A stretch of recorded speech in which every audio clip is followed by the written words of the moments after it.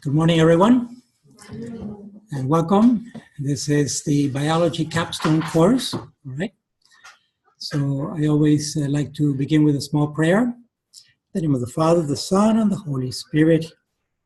Blessed Trinity, we love you, we adore you, and we thank you for your many blessings, for the gift of life, for having us here today on this final stretch for our biology seniors as they come close to graduation with their bachelors in biology. We ask your blessings, Lord, upon our class today, upon this new year that begins. May it be a year of grace according to your divine will. As always, we pray for those who are in most need of your divine mercy, in the name of Christ our Lord. Amen. Okay, so my name is Alfred Chaffee. And the others. Okay, Michael's in the black door here. Thanks.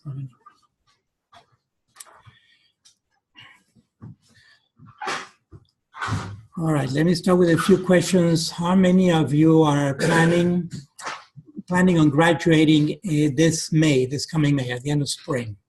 All right, and then how about December or August? August, then December, right? Okay. Marie, when are you planning on graduating? May. Oh, May, all right. So everyone is planning on graduating this year sometime, either May, August, or December, right? The end of spring, the end of summer, or the end of the fall. That's the hope, right? Yeah, very good. All right. Do you, you know how to get to your AER, to your academic record, right? I would recommend that you download that and print a current copy of your AER, that's your academic advancement record. Print a copy of that, and on the upper left-hand side, there should be the name of an advisor, an academic advisor. Because every student is assigned to an academic advisor, all right? It could be the dean, Dr. Fernandez, or it could be a professor, one of us. But either way, there should be a name of a professor, aside from the advisor, the professional advisors that they have at the Enhancement Center. Those are professional, but not academic, all right? So you also have an academic advisor assigned to you. Morning, doctor? Yes? Your ears must have been ringing. We were talking about you and the AER. Good morning. In case you don't know, this is Dr. Fernandez. Good morning. So, yes?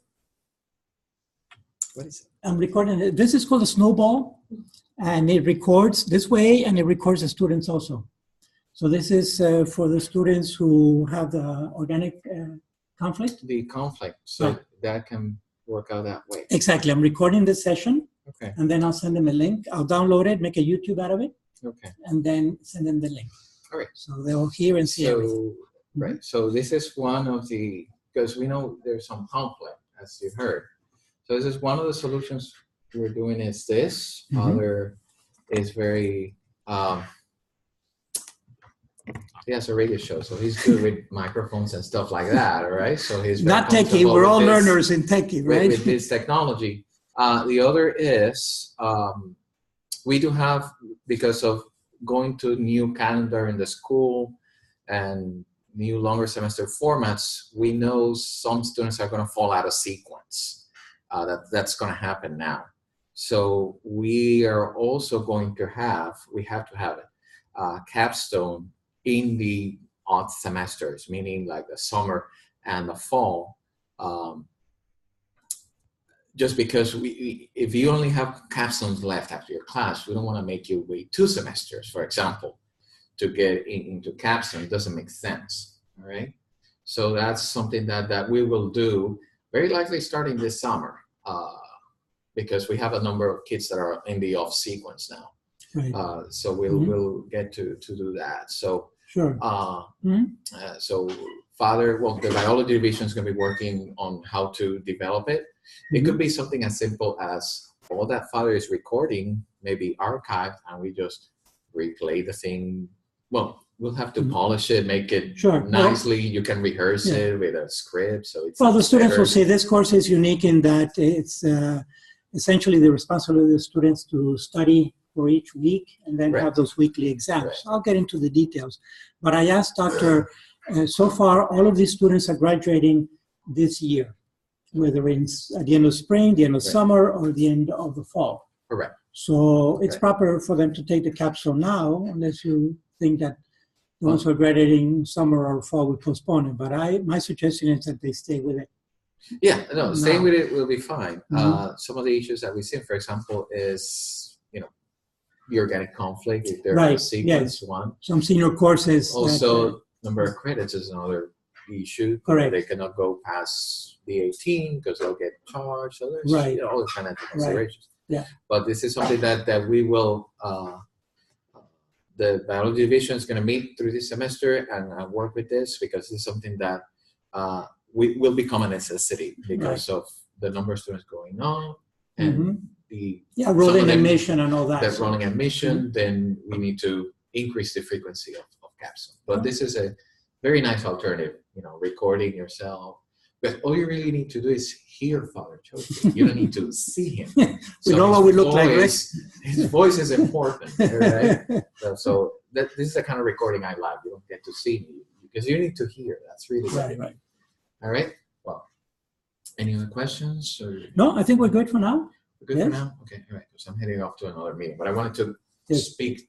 Oh, well, I have you. And yes, thank you for reminding me. I do need the credit card for buying the test, for purchasing this exams online, field test. When is this? I was hoping to do that after class this morning, if possible. I don't know if Stella has it or. Okay, so this part is not important in the recording. Hold on, no, we can also do this. We can pause. Hold on, just a minute, because we can do this. Pause that. Okay, so in case you hadn't met him, that was the dean, Dr. Fernandez, and he may be the one that actually appears on your AER, all right? When you go to him, of course, he will assign you to a particular professor who is in the biology field, as opposed to chemistry or anyone not biology major? Sometimes we have chemistry majors, no? Okay. All right, and the idea about the AER is that you want to make sure that you have all the credits necessary to graduate, start from that, which is a minimum of 120 by the time you graduate. So you have to add, for example, if you're planning on graduation in May, that you have 120 credits, at least 120 by the end of May, by the end of this May. The same goes for the summer or the fall, if that's when you're planning on graduating, see? That's the necessary minimum, but not sufficient. So you need at least 120 credits for a bachelor's in any field. Then we have to get specific, right? You need the core of biology, for example, in addition to so those 120 are subdivided into the general education requirements, right? Philosophy, English, history, etc., which is, I think, about 60 credits, something like that. It's about half of it. And then the others are typically in field, which will be biology, chemistry, physics, math, all the courses that you've taken here in the School of Science, okay? So you have to make sure that you meet beyond the 120 number, also the specific courses for the program. All right, so people are clear on that? All right, so my suggestion is print that AER and come with it to that professor that's assigned to you, academic professor, so that you sit with that person one-on-one and make sure that all the courses, all the required courses are taken care of. All right, and do it early so that we don't rush around in May up to graduation. We don't want to do last minute rushing around, okay? Then there's also the financial thing. Sometimes you have taken the courses, but they're not posted. You don't get credit for it because there are holes, maybe financial holes in your account or something like that. That needs to be taken care of also with financial aid or whatever issue is there, because it's a market system, and essentially the university is selling you these courses. If you don't pay, you don't get the course. Well, you get the course, you get the knowledge, but you don't get the credit. All right.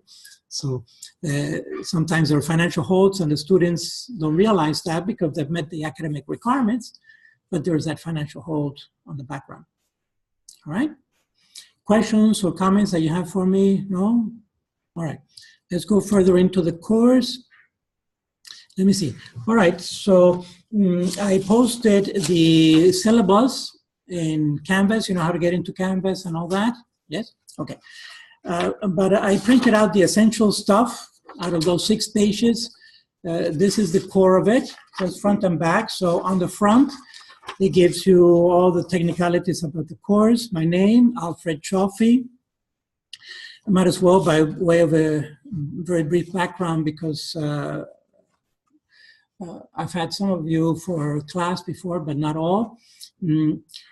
I am a Catholic priest in the Archdiocese of Miami for over 32 years. So I've been in this city since last century, actually, 48 years now.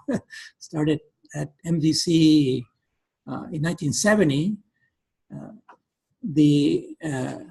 What used to be the South Campus is now the Kendall Campus. It used to be only North and South back then. And now there are 8 campuses of MDC, but I started there for about a year and a half, then transferred into FIU in 72 when FIU had just started. It was one building. I don't know if you've ever been by FIU. It's a whole city now, right? It's over 50,000 students. Yeah, it's huge. But back then, when we started in 72, it was one building, PC, Primera Casa, which is still the administrative building.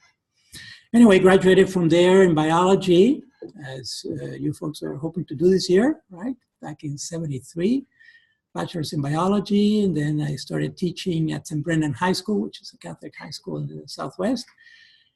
I wasn't even thinking about the priesthood back then. I was studying marine biology. Just wanted to be another Jacques Cousteau and spend the rest of my years diving and sailing and having a good time. Well, the good Lord had other plans for me. So right next to St. Brendan High School is a seminary. It's a seminary where men train for the priesthood. So I went into the seminary there, became a priest. Then I thought I would never use biology again, right? What does the priest do with biology? Well, at this point, it was ordained in the 80s. Then these bioethical issues started coming up. Bioethics. Have any of you heard about bioethics? Yeah? It's an emerging field. It's thoroughly interdisciplinary. It's biology and also ethics. So what can be done in the lab, and not everything that can be done should be done, right? And so what should be done is the analysis, but it's evidence-based. It's based on the facts of biology and the facts of nature, and how is the proper responsible behavior of scientists. So that's bioethics, and I teach biology and bioethics here. In fact, last year I launched a new program, a new master's in bioethics, and the first group graduated 3 weeks ago. There was 10 students. Now in the second cohort, I have 9 students. So if you want to do a follow-up to your bachelor in biology, you may consider a Master of Science in Bioethics, which is a 15-month program. We start in the fall of 1 year and end in December of the next year, the second fall. All right, so it's a Master of Science in Bioethics here at St. Thomas. Anyway, that's a little bit of my background. Academically, I have been sent for further studies twice during my priesthood. The first time was in the 90s. I was sent to Rome to study a doctorate in moral theology. So did that, came back, taught in the seminary for a while. Then eventually in the year 2000, these bioethical issues became more complex. And my bachelor was ancient, was from the 70s. So I was sent for further studies again. And this time I went to Purdue in Indiana and got a doctorate in genetics. So I have a doctorate in theology and a doctorate in science, and that's bioethics. You know, that's the competency needed there. You know, one of the first things that I had to learn when I went to Purdue for my doctorate in genetics, in the lab, one of the first things I had to learn in the lab is how to pipette, believe it or not, because in the 70s, when I studied biology, all right, we used to pipette with glass capillaries, disposable glass capillaries. And capillaries would measure 100 microliters, 10 microliters, 1 microliter. They were little tiny glass capillaries, all right, that we would use individually with a little ball pump thing. And it was extremely labor intensive. So just to point out the technology that has increased in the past 30 to 40 years. At any rate, coming back to the course here, that is my office location. It's room 124. My office is between Dr. Plunkett and Dr. Durkin. I'm sure those are two professors you're familiar with. So the office in the middle, that's my office, okay? And usually I'm there on Wednesdays. Otherwise, by appointment, you can send me an email and we'll arrange a meeting if you need to see me in person. With regards to the course itself, okay, so this course is very unique. This course, at this point in your career, in your studies, the assumption is that you can teach yourself how to study, all right? And it's essentially a review course. I must tell you that this course also evaluates our program. So this is an exit course, if you will, and it evaluates our entire program. So the better you do in this course, the better we look, or our program looks, okay? Because it's a reflection, your achievement in this course is a reflection, at least partially, of what you learned in the past 4 or 5 years, whatever you've been here for your bachelor's. And so it's mostly a course of assessment for the entire program.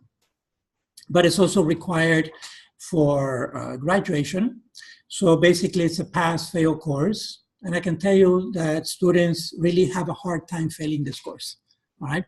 But you also have to work for passing it. So it's a struggle, but we struggle together.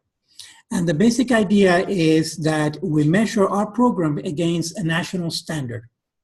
In other words, what students should know in the nation who are graduating with a bachelor's in biology and the thousands of programs that there are throughout the nations, BS in biology, all right? And so essentially when you take that exam that is a standardized test, you will be competing with those thousands of students whom we don't know, all right? But they are all achieving a bachelor's in biology like you are, in thousands of universities throughout the US. And so that's the national standard there. And the bar that we've set is a 70 percentile. So for that population, for that particular cohort that takes the exam, when you take it, which will be next next Friday, all right? That's where the bar is gonna be. Now, this exam, the standardized test, is developed by ETS, which is Educational Testing Services. You may not know it as such, but you may be familiar with the GER or the MetCat if you're going to medical school. Well, ETS is the same outfit that designs the GER and the MCAT because they have the standards, they have the professional standards and accreditation to do these type of exams, okay? Our particular test is called a major field test. The major is biology, so the major field is biology, so it's a biology test, and it's an exit test of the bachelor's. In contrast to the GER, for example, graduate record exam, which is an entrance for graduate programs. But they're very similar, all right? So this test, this exam that you will be taking is very similar to a GER in biology in field, not the general, because there's general GER and then there's in field, right? Okay, let me stop there for a moment. Questions, comments, feel free. Remember, my philosophy is that the only wrong question is the question that's not asked, okay? So even if it's awkward or you don't know how to verbalize it, just get it out and we'll work through whatever question or doubt you have so far. Mario? I have a question. In this test, I heard that you can pass and if you don't pass, you keep taking the test? Exactly, yes. So, and yeah. If I pass the test, like what's the grade of the class? Okay, thank you, because that leads me into the next process that I'll be explaining, which is actually how the course works. Again, remember, this is pass-fail. So really the goal is just to pass, to get that 70 percentile when you take the test, all right? So this is how it works.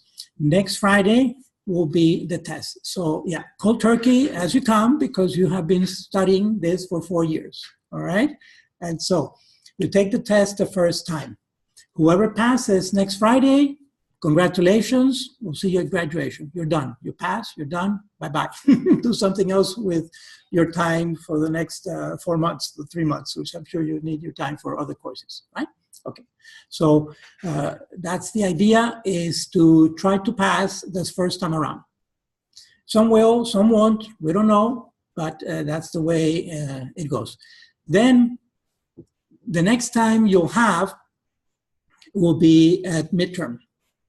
But let me bracket that for a moment and go to the final. Actually, officially, you have 2 opportunities. At the beginning of the course, just cold turkey like that. If you pass, if you get 70 percentile or more, that means that you know the material well enough. That's all we need, all right? Because that's our standard, that we want to be in the upper 70 percentile of the nation with our program. Let's say you didn't pass this first time. Well, then we continue week by week. And that leads me to the back side here. As you see, these are the dates that we would meet weekly. These are all the Fridays from now until the end of April. And on the third column here, you see numbers. Those are chapter numbers. It's 4 chapters of Campbell, which is the biology Bible for today. Is a standard, is Campbell. Whatever edition you have, 9th, 10th, 11th edition, all right? And these are the chapters. So it's 4 chapters per week eventually, essentially, 4 chapters per week. And you will be tested every Friday on those 4 chapters. So that's the review. That's the tour de force, all right? That is forcing you to read those chapters and review them if you want, because we are assuming now mature responsibility. And then take that partial test, which is in-house. It's not a standardized test. That's a test that I developed. It's maybe 100 to 150 questions. It will be 1 hour's time, the lecture time, all right, or sometimes less. And you do it here in class. It's multiple choice. And I then collect all that, and by the following week, by the following Friday, I give you the corrected test, all right? So that's week by week, 4 chapters of review, starting with chapter 1, ending with chapter 56 at the end of the 16 weeks. 4 weeks, 4 chapters at a time every week. And so, for example, this first week is actually a little awkward, because what happens? You see that there are 4 chapters assigned, right? For next Friday, 1 through 4. But of course, next Friday, being the first one, you're going to have, instead of the partial test of the 4 chapters, you're actually, in a sense, going to have the test for the whole book. In other words, you're going to take the standardized test. That standardized test will take 2 hours. I'll talk a little bit more about that. It's divided into 2 parts, right? So it means that there will be no partial for next week. But for those who didn't pass this first time, didn't pass next Friday, projecting forward a little bit, then in 2 Fridays, we'll meet again. And by that time, it would be 8 chapters that you have. So really that first partial test that you would take here, in case you didn't pass next Friday, it will be Friday, January 26th, right? That's in 2 Fridays. And it will be 8 chapters, from chapter 1 through 8, which are also the simplest chapters of the book, because it starts with atomic theory, protons, neutrons, and electrons, etc., macromolecules, all right? All right, so then from that point on, after January 26, then for February 2, for example, which would be the chapters to be tested? Would be chapters 9 through 12, would be chapters 9 through 12. Okay, so the important thing to keep in mind about this is that these chapters that appear here per date are in anticipation, okay? In other words, let's say for January 26th, okay? Find January 26th on the date column. What chapters should you review for that day, for that Friday? You see, identify January 26th. Identify January 26th, right? Okay. It says there are 9 through 12, but that's the assignment for next week, all right? So on 9/26, when you come to class in the morning here, right, you're going to find yourself with a test, and that test is going to be on what chapters? 1 through 8, chapters 1 through 8, right? And then on February 2nd, see February 2nd?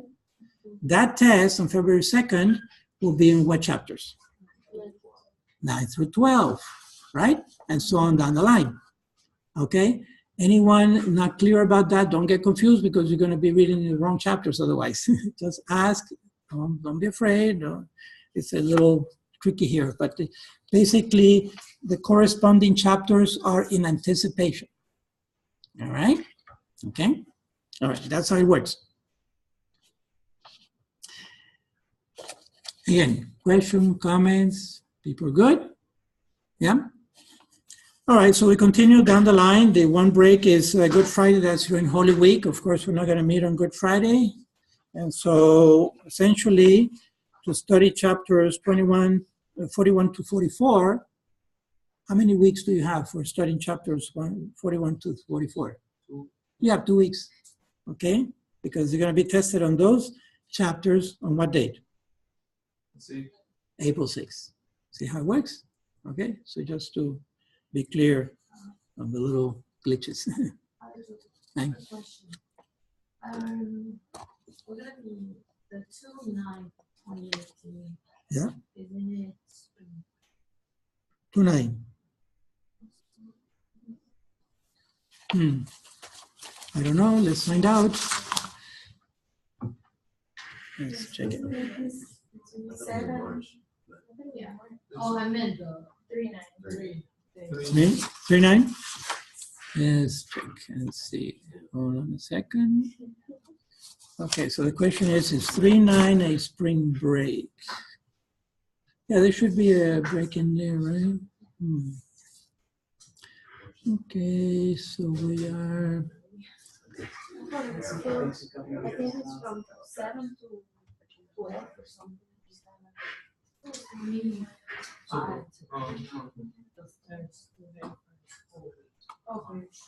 Another question.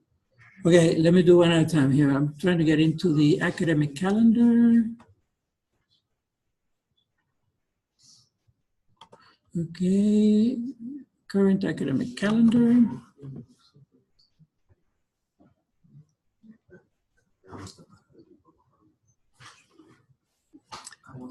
Okay, spring.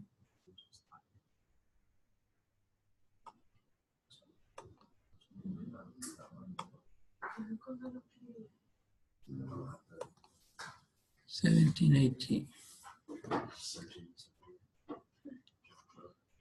All right, here we go, spring 18.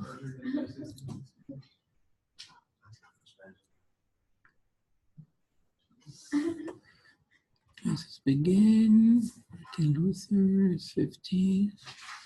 Graduate, midterm, present, spring term.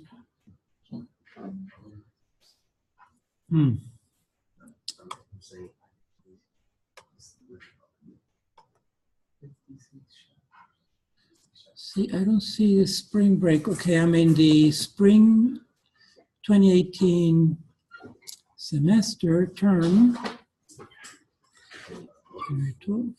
The 15th of January is Martin Luther King, withdrawal deadline, graduate comprehensive, President's Day, February 19, spring term, Easter break, March 29, 30. Okay, so Easter break March 29 and 30. March 29 and 30. See, it doesn't fall into these days. I'm looking at it. We get a calendar here. A few people have a calendar. Let's look at March.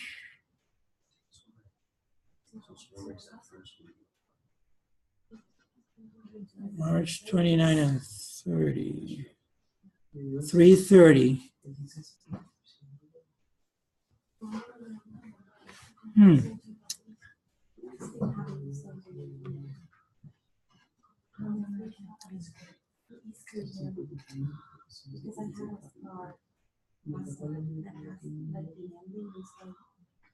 Okay, Easter, no, it's Easter break. I don't see a spring break as such. I see an Easter break. Does anyone see a spring break?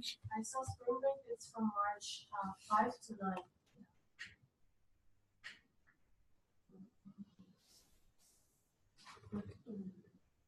Five.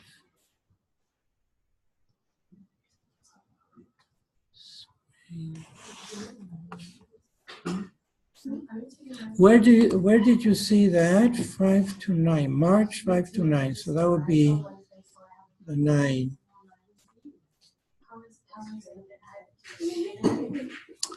Okay.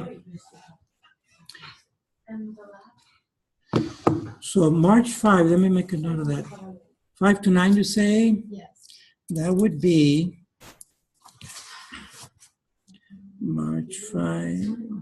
So that's session number 9, right? Yes. March 9. Okay, I'm going to verify on that. Apparently, whoever was developing the calendar for this semester neglected to put that into the university calendar because I don't see it here. I'm looking at the spring 18 semester and it just doesn't show it. It shows the Easter break, but not the spring break. But not to worry. If there is no class on March 9, then that just means that on March 16, what's going to happen? Only 8, not 10, please. Don't exaggerate. Only 8. You get 8 chapters, okay? But you have 2 weeks to review it, including the break. So we'll work it out that way. All right? Yes. Professor, do you think you might be able to talk in the bookstore if they will lend us the biology book? Because Well, you should have it for the course anyway. No? I went to the bookstore and they didn't give me anything for this class. Okay. All right. So you don't have any Campbell with you? No, because I came from Puerto Rico. So I see. Right. Okay. Well, we'll get you a Campbell one way or another. All right? We'll get you a Campbell. Not to worry. Mm-hmm. Let me make a note here.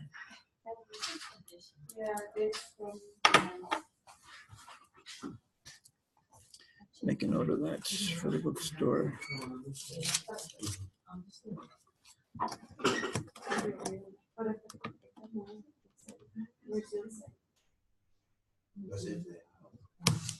yeah. Watch all of the Skype. We never got the books and we always have to learn. So how many of you don't have the Campbell? All of us. Oh, right, because that was the deal that you rented for the semester. Okay. All right. One way or another, we'll get you a Campbell book. All right. None of us have studied. Well, you have your notes from previous courses, right? So, all right. So there is, we took care of the calendar issue. In case there is spring, I'm sure there's a spring right there. Then on March 16, you'll have a test from chapters 29 to 36. Okay. As you review these chapters week by week, any of us professors in biology or even chemistry remain available in case you have questions or doubts. If you find an area there that you don't really understand, like it says here, after you have made an honest effort to solve the issue on your own with online resources and everything else, If you still are at a loss, come see one of us, one of the professors, and we'll help you out with whatever issue you have. Okay, but the idea basically, you see this course now is requesting that you study on your own, basically, that you review on your own. Okay, and that you continue to develop those skills of finding information.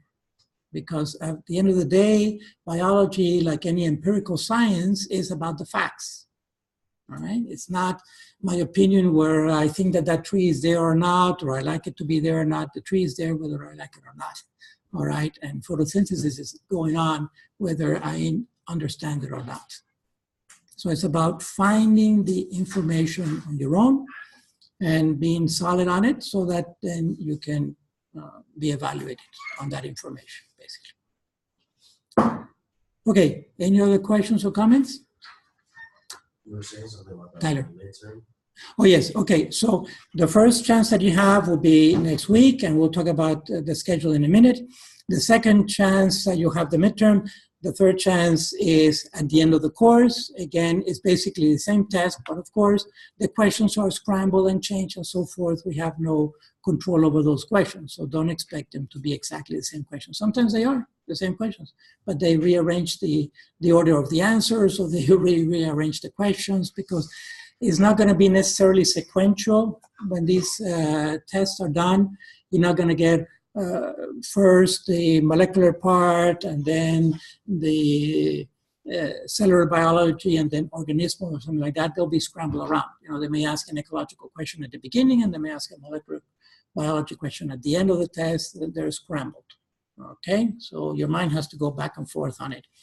But anyway, I keep mentioning the midterm thing. So we pay, but that's what I was discussing with Dr. Fernandez, the school, the department pays on the budget for 2 of the exams. You know, the first one, and if you pass the first one, that's it. If you don't pass it, then we'll pay again for another one for you to take, so you don't have to pay for those. But if after 8 weeks of reviewing the stuff, you feel confident enough that you want to take it again at midterm, and I encourage you to do that, but then you have to pay for it yourself.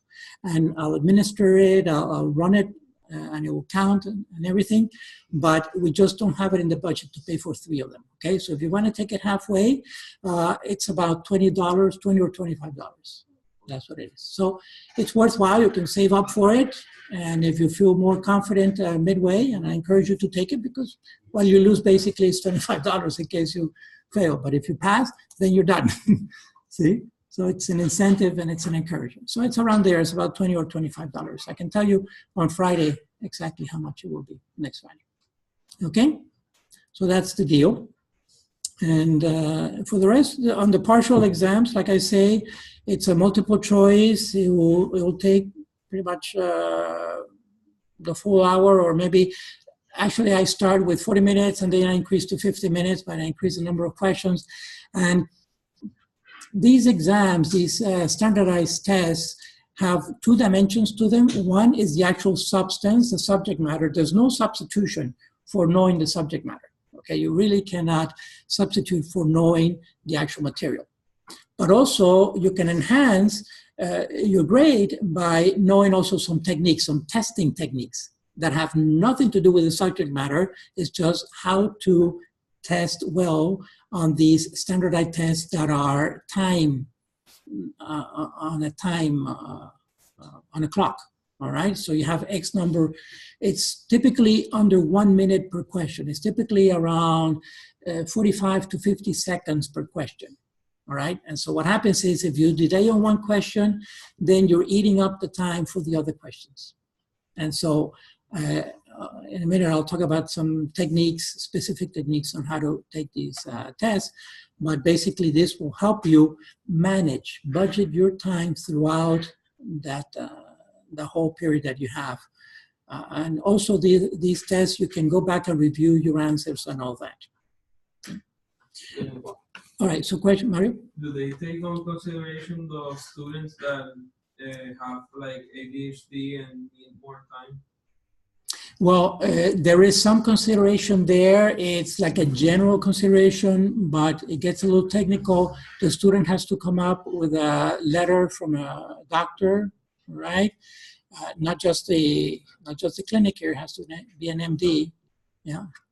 And then I need to check on that because I haven't had a case like that, but I know that sometimes there is a consideration. They allow extra time, essentially. That's what it is. It's not that they change the questions or anything like that because it has to be standardized. But basically what they do is just give that student a little more time, maybe 50% more time or something like that. Okay? All right. What else? Yeah. Okay, let me talk a little bit about techniques since the first time you'll be taking it will be next week. Mm-hmm. Like I say, this particular standardized test will be online in those computers that you have in front of you. And it's 2 hours and it's split in 1 hour, 2 1-hour sessions. So you go for 1 hour, then there's a break of 10, 15 minutes. You can take the break if you want, or you can continue through if you want to. You can just click and continue for the second half. It's up to you. I recommend the break, but it's up to you. With regards to the test itself, I think it's 150 questions for 1 hour. So you can do the math. No, I'm sorry, 150 questions total. I know that it comes out to about 50 seconds per question, on average, 50 seconds. So this is one technique, one possible technique. You divide the questions mentally into 3 categories, all right? Which will be the questions that you know right away, that you know the answer, you feel confident that that's the right answer. The other questions that you're not sure, because in multiple choice, of course, there are 5 answers, and it's one of those 5. It's got to be one of those 5. Okay, so if you flip a coin that have 5 sides, on average, you have a 20% chance of getting it right, which is a low percentage, really. Better is 50%, right? So 50% it's a real coin flip, heads or tail. But 20% is very low. So, but what you do know, the good thing is that it's one of those 5 answers. So the first category is the questions that you know the answer right away, you're confident. The second one is you're iffy, maybe 2 or 3 or all 5 look good. Well, less than 5, maybe 2 or 3 look good. And the third category, of course, is the one you don't have a clue. So all 5 of those look good or look bad. They just, you have no clue, it could be any one of the 5, all right? So generally, those are 3 categories. So what do? You go through the whole test first, all right? And you answer the ones that you know well, which would take you less than 50 seconds, all right? You answer those first, and then you forget about them, don't look at them anymore, they're done, don't review them, don't read them again, don't change your answer. That's another thing too. Sometimes students go back and change their answer, and typically it's been proven statistically that when you change your answer, the original answer was correct and the second answer is wrong. Those are the statistics, okay? Each case is particular, but those are the stats. Anyway, once you do all those, then you go back again through the test and you work on the ones that you're iffy, okay? You go through those. Hopefully, if you still have some time after that, then you go back to that group that you don't have a clue, and hopefully there are very few or none, and then just guess because you have very little time, all right? And just guess, eeny, meeny, miny, moe, because you'll have very little time left for those. But that should be the minority. That should be a small group of them. So think strategy, think in those ways, and reflect a little bit during the week, that strategy, okay? Now, with another technique that at least it works for me, since you know that the 5 answers, one of those 5 is correct, but sometimes they're trying to trick you. So sometimes 2 answers are very similar, okay? But only one, it could be one is better than the other. So both are correct, but one is better, more correct than the other. Or it could be a question that they're trying to test your ability to discern. Maybe there's an extra 0 or the decimal point is in the wrong place. The number is correct as such, but the decimal is off, all right? That kind of thing. So I'll give you 190 or 1900. Okay, so having said that, Sometimes it works if you read the answers first, and in fact, actually start backwards. Start from the last one, start from E, read up. So by the time you get to the question, you have already read the answer somewhere. You have read the answer, okay, and then you read the question. So that's another technique. It depends also how comfortable you are with the language, and if the language is going to be a barrier, sometimes these tests also are designed in a way that it requires American English, okay? So that's just one of the challenges of the test because they're designed by American professors. But typically it helps if you read the answer, especially if the answers are short, all right? If they're long sentences, it's different. But if the answers are short, start from the bottom up, read all those answers first, and then read the question. And automatically your mind should say, well, it was the third answer or the first or the fifth. See, these are techniques. What else can I tell you about these tests? Basically, pacing yourself, timing yourself. So if you go through that first set, the test will allow you to go back and review the whole thing, all right? So it's not that you click and you can't go back anymore, no. The test will allow you to go back, at least for the first session. And then for the second one, also again. But like I say, it's in 2 sessions like that. We'll have to log in, so we need to talk about the time now. We'll need a 2-hour slot. And you will log in, generate your own student account there. So that takes a little time. That takes about maybe 5 to 10 minutes to do all that first. So it's important to come ahead of time. And then once we start, I get a message. I'll be the proctor, and I'll get a message individually on the computer on this one that you're starting. So I'll approve your request, and you begin individually, all right? So each station is not that we all begin exactly at the same time. As soon as you're ready with registration and you've done, they give you a little review also of about 5 questions or something like that, 5 or 10 questions that you can practice or practice, they don't count. You can do that, and then when you're ready, I get a message and I click OK, and then you start individually, all right? You'll be able to see each other's screens. Resist the temptation. It's only going to confuse you more because the other student may be at a different place, and all of a sudden the screen will change. So forget about it. Just concentrate on your screen. If you need a break, just put your head down, close your eyes, whatever. Zero in on your screen, which is your challenge at the moment. All right? Yes? Can we see the test score at the end? Yes, at the very end, you'll see your test score and the percentile. So you'll see it there. All right, so it's immediate gratification or immediate frustration. You will know at the end of, by noon to next Friday, you will know if you have to suffer with me for the next 17 weeks or not. All right, or maybe 8. The 70%, is it like 70% or is it like something else? Right, so good question, because what's the difference between a percent and a percentile? It has to do with absolute or relative numbers, okay? So 70% is of 100% absolute. So 70 cents is 70% of $1, okay? But 70 percentile, it has to do with a cohort that is taking the test. So if that particular cohort never achieved, that whole group, not one of those students achieved 100%, let's say that the highest score was 95%, that becomes 100 percentile.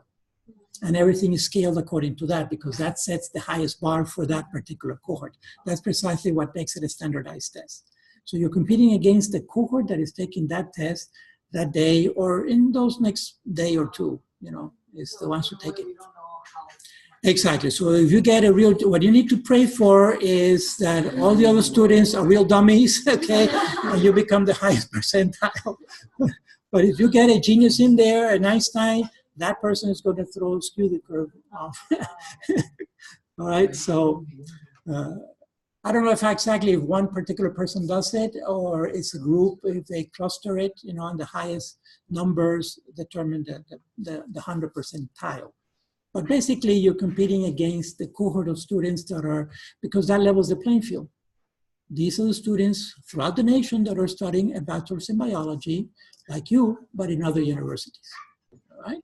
Yeah. So it's really actually, at the end of the day, it's comparing universities, comparing the biology programs of the different universities of the nation. So in a time. I might have missed it, but the exam this Friday is percent, not percentile. How so? Oh, it's percentile. It's percent because it'll be the national one. It'll be the standardized one. Okay? But then how would we know? No, you don't know that name. Yeah, he will give it. Yeah, they'll give it to you. Yeah, it's immediate. Yeah, it's immediate. yeah, And because- everybody at the same time. Yes, well, that's what I'm saying. It's probably within a day or two. All right? So they need to develop a little cohort.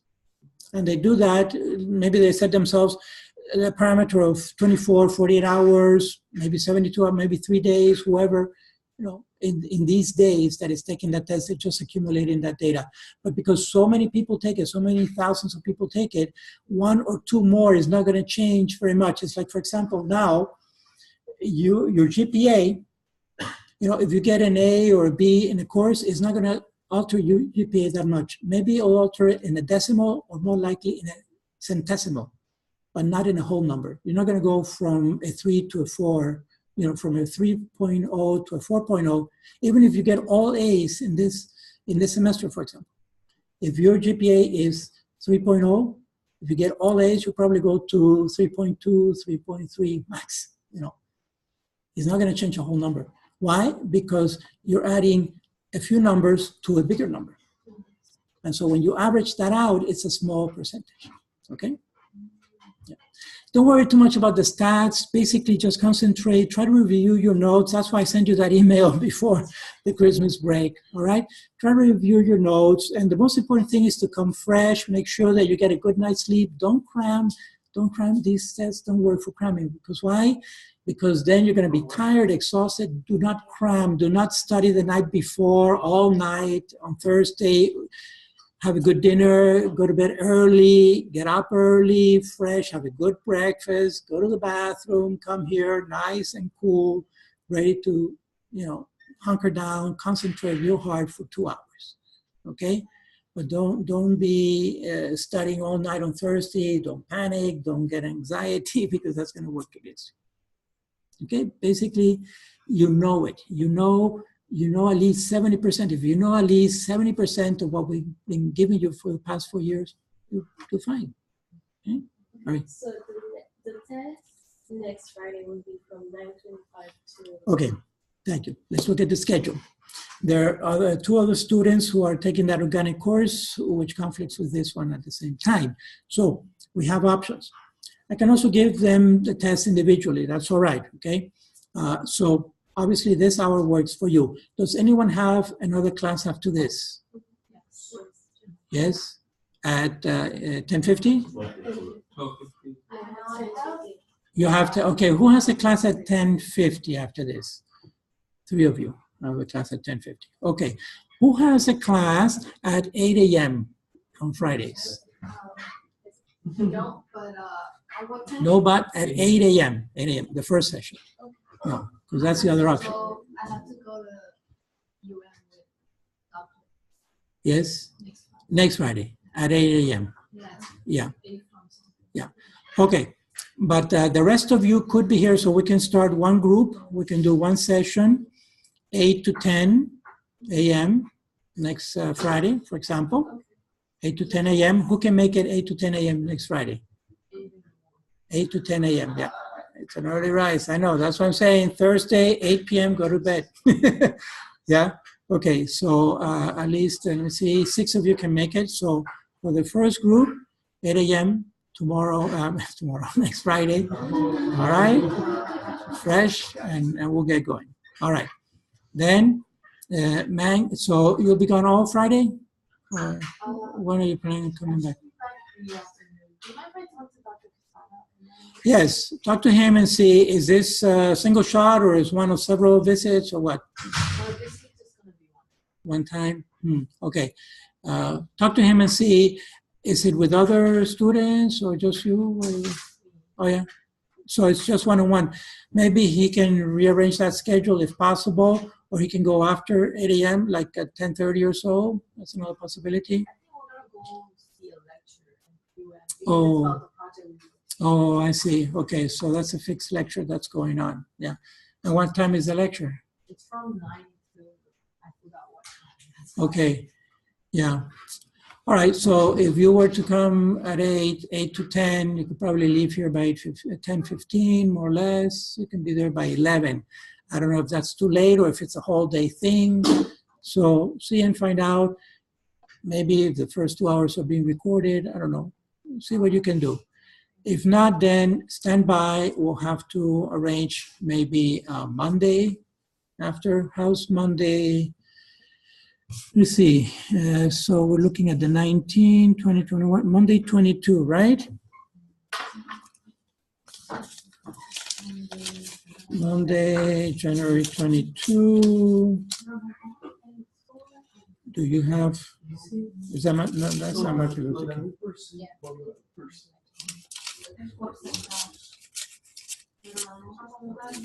Yeah, Monday, January 22. Do you have, what do you have? You do? Starting in the morning? Starting at 8? Yeah. 9? Okay. How about Tuesday? Tuesday you're free. Okay, another possibility would be Tuesday, have mass in the morning, so probably around 9 a.m. possibly. So that could be another shot. Tuesday. Let's see.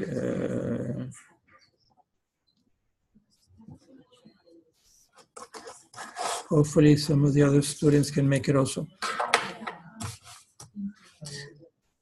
Okay.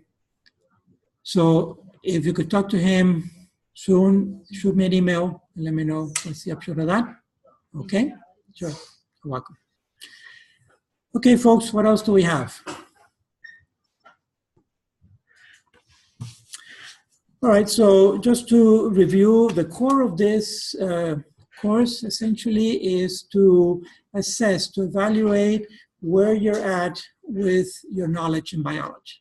Okay, so look at it from that perspective. We're really trying to zero in on you telling us how much you've been able to learn in this biology program, in this bachelor's in biology.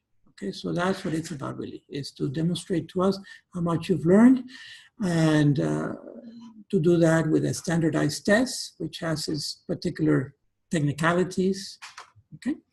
But you have several shots at it. In the event that you don't pass the third time yet, all right? Then what happens by the end of April, the beginning of May, if you have not been able to pass yet and achieve that 70 percentile, for whatever reason, sometimes people get sick, life happens, right? Okay, then I will give you an incomplete. I'll give an incomplete, and we continue more torture during the summer. Okay? But not to panic. Essentially at that point also the program, has already received the information that we needed, because our own standard is also 70 percentile. So let's say that you are 10. What we need is for 7 of you to pass at least by the third attempt. If you have passed by the third attempt, if 7 of you have passed, any 7, I'm just talking about the program assessment, if 7 of you have passed by the third attempt, then that has met our standard of our own 70 percentile, you see? Just, it happens if you're 10, all right? For the other 3, in other words, for the other 3, whoever those are, if they are, okay, we have already achieved, the program has already achieved the results that we needed with a standardized test. So it's just a question of making a little more effort, but what we do is we lower the bar a little bit, so it doesn't have to be 70 percentile at that point, maybe 50, 60 or 50, all right, in the summer, just to pass the darn thing one last time and have you graduate. So that's what's there. Plus, not only that, these partial tests that you're taking will accumulate some percentage point for you, okay? Even for the final. I'm not gonna say for the midterm, but at least for the final, because at that point I will have about at least 12 or 14 of these partial tests that you have done. And if you have been achieving, again, 70 percentile there or more, that will accumulate some points toward the final score. So maybe in that on that May exam, let's say you didn't pass the first one, you didn't pass the second one, but on the third one, let's say you are at a 65 percentile or above, but you have been doing above 70 percentile on the partials, I'll give you the other 5 percentile. See what I'm saying? So the partials will help you. Every type of effort that you're making will help you. All right? We're into this culture that everything has to be rewarded now. So whatever partial effort that you make will help you toward the end, as long as you're making an honest effort to pass the things. Okay? So it's doable. It's work, but it's doable. Okay? All right, more quick. So you know how you said that for the midterm, like we can choose to pay for it and take it? We can only do that once. We can't do that more than once. Yes, at the midterm, because at that point, so you're asking if you want to say you don't pass now, you don't pass at the midterm, you want to take it again, maybe 2 weeks later or so. Okay, let me think about it. Right? Let's say that at this first one you get 68 or 69. Okay, then at the midterm you get a 68 or 69. Maybe, okay, let's say that maybe if you are above 65 or 66 or something like that on both, all right, I'll let you take it again before the final. Maybe in 2 more weeks or so, see if you get to that 70 percentile. It's your money, but it's also our time, right? Okay, so we'll work it that way, all right? Just try to focus on reviewing, being clear. Remember, you can subdivide biology into 3 main categories, getting a little bit into the subject matter, since we've got a couple minutes here. Into 3 main categories, okay? What would be those categories? The subject matter itself. I can tell you that it has to do more or less with size. Think, okay, so biology is what? Study of life, right. Okay, but is it spiritual life? Is it emotional life? Is it about the life of the angels or the Blessed Trinity? No, it's about organic life. So that's why it's empirical. So when I say organic life, then I'm talking about matter and energy. It has to be measurable. And that's why biology is an empirical science. Because it has to, if it cannot measure this thing doesn't exist for a scientist, if it cannot be measured. And if it is either matter or energy, it can be measured, all right? And so that's really the study of science, is the study of what can be measured. And then, well, then measures, it depends on the instrument, right? And so that's why I say that biology can be classified into 3 main categories according to size. If it can just be measured, let's say with the naked eye, all right, and I can see it within the range of my sight and hearing and so forth, that typically is going to be what we call organismal biology. In other words, the individual organisms, human beings, giraffes, alligators, butterflies, trees, and ferns, and stuff that I can see and hear and smell and so forth with the senses. That is known as organismal biology because it is the organism. What is alive in nature? What is alive? What is alive is the individual organism. You and I are alive, right? We assume that we're alive, and we are individual organisms. So it is the organism that is alive. Okay? Anything smaller than the organism, like individual organs, how many organ systems do we have in the body? Approximately, depending on how you classify them. About a dozen. Give me an organ system. Give me a system of the body.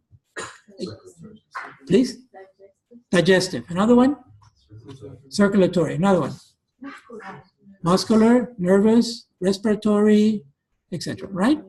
I say about a dozen more or less, depending on how you classify them, because sometimes they're classified more according to function and muscular skeletal are linked together. But really structurally, we have a muscular system and we have a skeletal system. So it depends if you classify them structurally or functionally, right?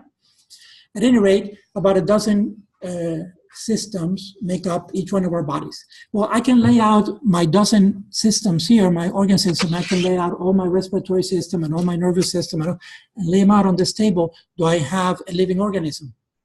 No, you got to put them together in a living way and surrounded by the one system that people forget, which is the skin integumentary system. The integumentary puts it all together, right? Okay, so you see, going smaller than the organ or smaller than the organism or within the organism, then you need certain more elaborate instruments to measure that. If you go larger than the organism, okay, so let's stick with that smaller. Organ system, systems are made up of organs, right? The hierarchy of life. And organs are made up of tissues, and tissues are made up of cells. And what is the basic unit of life? Cells, all right? But if I put here one neuron from my brain, you'll be alive for a few seconds or a few minutes, but that neuron has to be integrated, all right? Think of life as integration of systems. The cell, yes, excuse me, the cell is the hypothetical basic unit of life. But existentially, if I lay out the trillions of cells that make up my body here, they're gonna just exist for a few seconds and then they're gonna die. They have to be integrated in a whole, all right? So think existentially how nature actually, how life actually occurs outside this window and within the window. Not just on the textbook of Campbell, because Campbell's textbook is not alive, okay? It has a lot of information. All right, so integration. What I'm trying to say is that organismal biology is like the middle, is that middle category, which we can hear with our senses, with our five senses, experiment and perceive. And they are how many species that have been classified so far, approximately? About 2 million. About 2 million species have been classified. And how many are estimated to exist that we have not discovered yet? Every now and then you hear about some new species that were discovered deep in the forest somewhere in the world and so forth, right? Or in the desert. But most of the species that are macroscopic that we can see have been discovered. But it's estimated that that's only that 2 million is only about anywhere from 5 to 10% of the species that actually exist on the planet. All right, so let's start with the easy math. If it's 10%, then what's the total number of species on the planet? It's about 20 million. And if it's only 5%, then you double that number, right? It would be 40 million. So it's estimated anywhere between 20 to 40 million species that actually exist on the planet. Where are those other species that we haven't found them yet? Because when you start thinking about it, 5 to 10% is a small number, and that's 2 million of them. Where would you think they are? First of all, would they be kind of large, like an elephant or a pine tree? No, typically they're going to be microscopic, and they're going to be where? Down in the depths of the ocean somewhere, where there's an abundance of life. And many of those species have not been discovered yet, but typically they're microscopic. Or they form part of the plankton, right? Which is a microscopic film on the surface of the ocean. All right, just to get it, but that's organismal biology. Organismal biology looks at the individual organisms of those 2 million species that we know, and the ones that we don't know yet. If we go smaller into organ systems, well, organs are still included in organismal biology, but we go smaller and smaller, we get down to cell. Then we got cellular biology. And actually it's called CMB, cellular, molecular, and that nasty word, biochemistry, the B for biochemistry, right? We're getting real small now. So we go down to the molecular, to the cellular level, we need a microscope, but an optic microscope, a light microscope is sufficient for that. But it turns out that within the cell, what do we find? Organelles. So we're back to this organ system. There's a parallel between an organism and a cell. An organism is made up of organs, a cell is made up of organelles. There's a reason for calling those mitochondria and ribosomes and all that stuff, calling them organelles, because they are the little structures that make the cell function. What do we mean when the cell functions? What do we mean? What is the function of the cell? What do we call that? Give you a hint. Metabolism,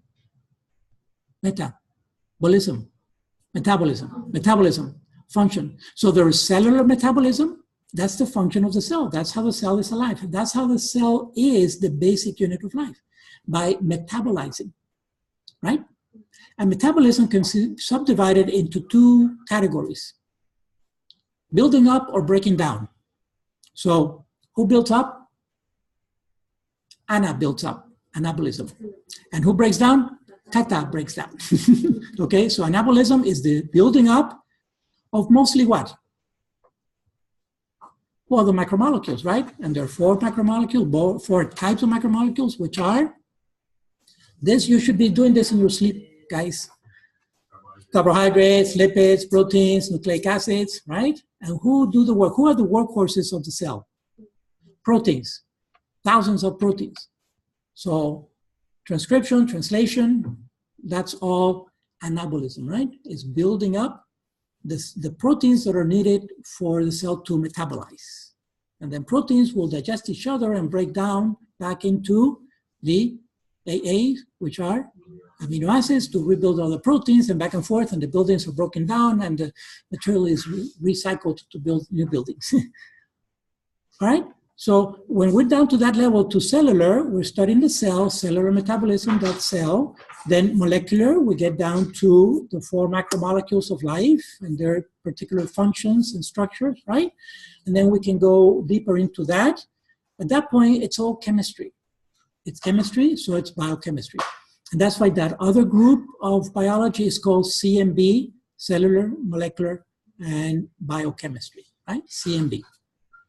That's on the small side. The smaller you get, the more refined the instruments. Electron microscopes or assays in the lab, spectrophotometers, et cetera, et cetera, et cetera. That's all technology that is driving the market, is driving the field. All right, let's zoom back out to the organism. So we have cellular metabolism, but we also have organismal metabolism as a whole, right? Each one of our cells is metabolizing, but then when we put all that together into tissues, organs, and systems, the organism, we are metabolizing also. So there's an organismal respiration, for example, inhaling and exhaling, and then there's a cellular respiration, which is the burning of glucose and so forth, right? Okay, so you got 2 of the categories. One category is organismal, the other category is CMB, right? How about if we go beyond the organism? What do we have? Number of 2 or more species, 2 or more individuals of the same species. Are we individuals of the same species here? Hopefully we're all individuals of the same species, right? Homo sapiens, right? Okay, let's have no doubt about that. All right, so how many? We are 6, 3, 4, 7, 1, 8. Okay, so we are 8 individuals of the same species. What are we, biologically speaking? Continuing that hierarchy of groupings, there's a name for us. Several individuals of the same species form a community. Exactly, it's coming back. Community, right? All right, so we are a community right here of Homo sapiens, of 8 individual Homo sapiens, all right? Then when we have several communities, 2 or more communities, if I'm saying 2 or more communities, by definition, they are different species, all right? But living in the same ecological system, in the same environment, they form what? I'm sorry, got it backwards. There was one word there, oh, my bad. You threw me off. Individuals of the same species coming together form a population. Population, because community is different populations. Populations of different species, okay? So, sorry, my bad. You're bad too. We got it backwards. We forgot about population. So we are a population of human beings, all right? And several populations, 2 or more populations living together form a community under the same environment.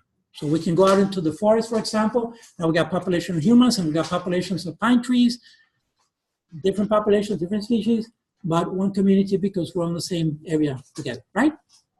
And then communities, when you add the abiotic factors, what are abiotic factors? Non-biotic, right? The A negates the next. What are non-biotic factors? In other words, non-living factors that are in this room right now. Give me one. Very obvious, we don't think about it because the air conditioning is on. Temperature. Temperature is an abiotic factor, right? How about humidity? It's another one. Light. The light is not alive, nor is the temperature, etc. These are non-biotic factors, but they make the ecology, all right? So that's an ecosystem. When we have communities adding the abiotic factors, then we have an ecosystem. Then you put 0 ecosystems in a large geographical region, biomes. Dr. Durkin coming back? All right. Okay, so when we go from the organism up higher through populations into the whole world, the biosphere, then we have either it has several names, population biology or ecology, right? And that's at the group level.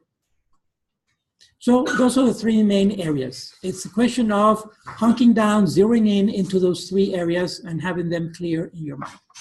Okay?